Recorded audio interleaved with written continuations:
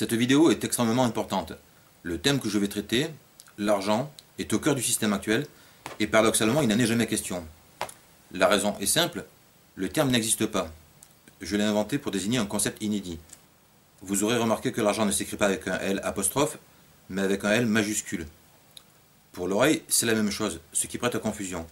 Cette confusion permet cependant à ceux qui ne savent pas ce qu'est l'argent de comprendre quelque chose, croyant que ce terme renvoie à l'acception courante. Et paradoxalement, ce n'est pas tout à fait faux. L'argent au sens large recouvre tous les sens qu'on lui prête ordinairement, c'est-à-dire notamment tout ce qui a un rapport direct avec la monnaie. L'argent, au sens strict, c'est la croyance que la notion de valeur marchande est nécessaire pour échanger. C'est la croyance que la notion de valeur marchande est nécessaire pour échanger. La nécessité de la notion de valeur marchande est une croyance, car le civisme explique comment l'échange pourrait s'organiser sans elle. Elle est nécessaire dans le système actuel, puisqu'il est organisé autour d'elle.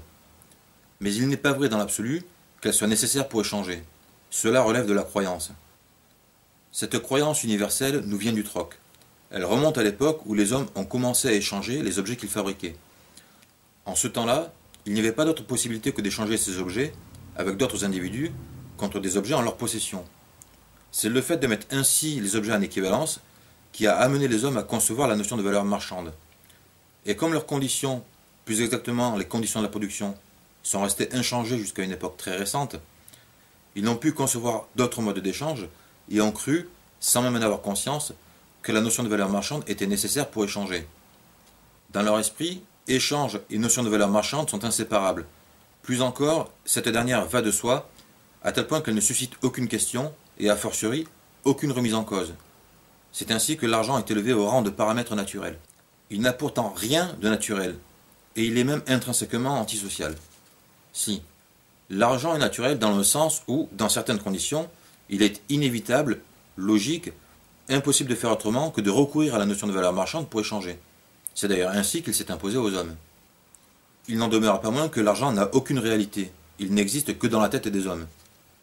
Il a cependant des conséquences bien réelles, mais uniquement parce que les hommes répondent à ses commandements, parce qu'ils font ce pourquoi l'argent les a conditionnés.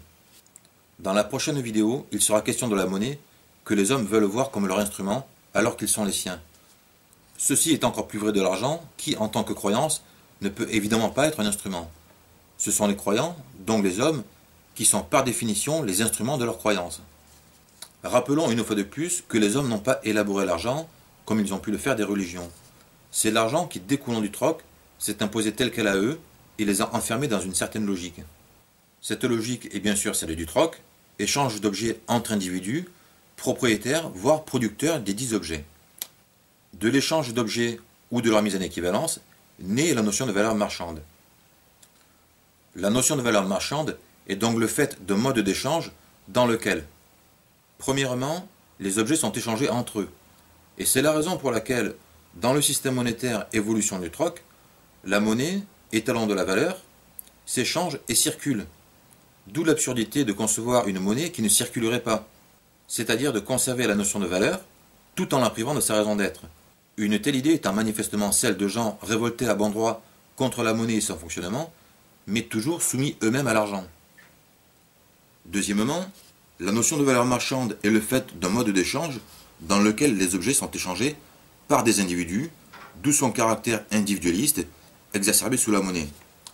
C'est en tant qu'individu que les protagonistes participent à l'échange, non en tant que citoyens. Et cette pratique qui est au cœur des rapports sociaux ne regarde en rien la société, qui doit cependant la cautionner d'abord en reconnaissant le droit de propriété et les transferts de propriété, ensuite en émettant et garantissant la monnaie. Troisièmement, l'échange est le fait d'individus qui doivent être propriétaires des biens qu'ils échangent, puisqu'ils ne peuvent évidemment pas échanger les biens du voisin. Il s'ensuit qu'ils doivent être propriétaires des biens qu'ils produisent. Ils ne travaillent donc pas pour la société, mais pour eux. Ils ne remplissent pas un devoir envers la société, mais une obligation pour eux-mêmes, encore que la monnaie permet de se procurer autrement que par le travail, et même par des moyens illégaux, le droit de participer aux échanges, d'accéder au marché et de profiter ainsi du travail d'autrui. Le travail ne regarde donc pas la société, ce qui n'est pas la moindre des aberrations, sauf que les individus font quand même appel à elle pour garantir les droits qu'ils se sont ménagés.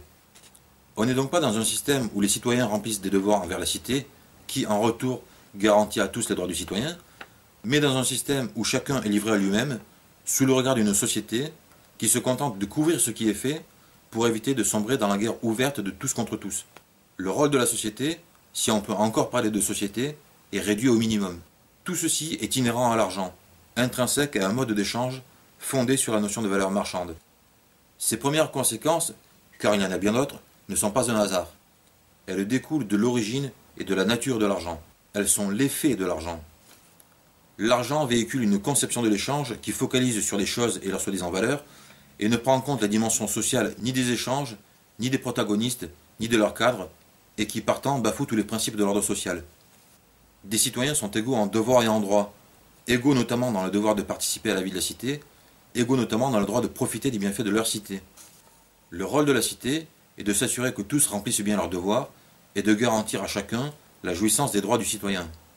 Mais sous l'argent, point de devoir, point de citoyen, point de société digne de ce nom, point de droit au vrai sens du terme, point d'égalité. On peut toujours abuser des mots, mais en quoi des individus sont-ils citoyens quand la société ne leur demande rien et ne leur garantit rien, quand au fond ils doivent se débrouiller tout seuls? En quoi un système est-il une société quand il laisse l'argent régir à sa façon tous les échanges qui concernent tous les aspects de la vie, y compris les plus essentiels? Nous verrons dans la prochaine vidéo sur la monnaie pourquoi et comment celle-ci accentue l'inégalité. Mais l'inégalité trouve sa source dans l'argent, dans la notion de valeur marchande qui implique des différences d'abord de valeur entre les produits, ensuite en droit entre les producteurs. Tout ce qui importe dans ce système, c'est que les choses soient à leur juste prix, comme si un prix pouvait être juste. Les hommes, eux, ils peuvent crever. Les citoyens, ils ne savent pas ce que c'est. Bref, l'argent fonde un mode d'échange individualiste, matérialiste, asocial, inégalitaire et au final antisocial. Et personne ne voit où est le problème, parce que tout le monde voit à travers l'argent. Alors ne cherchez plus. Ayez le courage de regarder la vérité en face. Vous êtes des esclaves, et l'argent est votre Dieu. Qu'est-ce que l'argent? Une prison pour ton esprit. L'argent est un tyran. Il est la clé de voûte du système actuel. Et ce système est notre ennemi. Quand on est à l'intérieur, qu'est-ce qu'on voit partout? Des hommes d'affaires, des enseignants, des avocats, des charpentiers. C'est avec leur esprit qu'on communique pour essayer de les sauver. Mais en attendant, tous ces gens font quand même partie de ce système. Ce qui fait d'eux nos ennemis. Ce qu'il faut que tu comprennes, c'est que pour la plupart, ils ne sont pas prêts à se laisser débrancher. Bon nombre d'entre eux sont tellement inconscients et désespérément dépendants du système qu'ils vont jusqu'à se battre pour le protéger.